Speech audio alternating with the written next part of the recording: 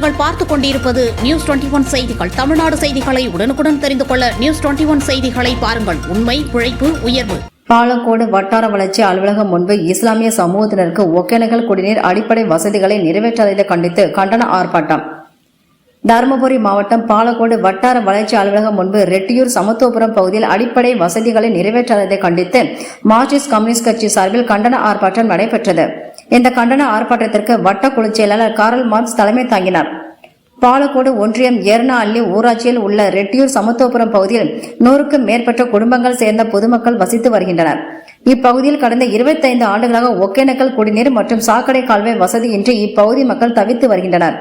அடிப்படை தேவைகளை நிறைவேற்ற கோரி இதுவரை வட்டார வளர்ச்சி அலுவலகம் முதல் தமிழக முதல்வர் வரை பல முறை மனு அளித்தும் யாரும் கண்டுகொள்ளவில்லை. இப்பகுதி சிறுபான்மை இனத்தைச் சேர்ந்த இஸ்லாமியர்கள் வசித்து வருவதால் யாரும் கண்டுகொள்வதில்லை என்றும் தொடர்ந்து புறக்கணித்து வருவதாகவும் குற்றம் சாட்டுகின்றனர்.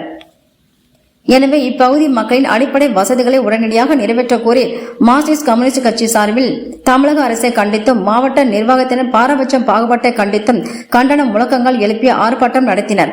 இந்த ஆர்ப்பாட்டத்தில் மாவட்ட செயற்குழு உறுப்பினர்கள் முத்து நாகராஜன், மாவட்ட குழு உறுப்பினர் கலாவதி உள்ளிட்ட கட்சி தோழர்கள் மற்றும் இஸ்லாமிய பெண்கள் என 100க்கும் மேற்பட்டோர் கலந்து கொண்டனர். நியூஸ் 21 செய்திகளுக்காக முனியப்பன்.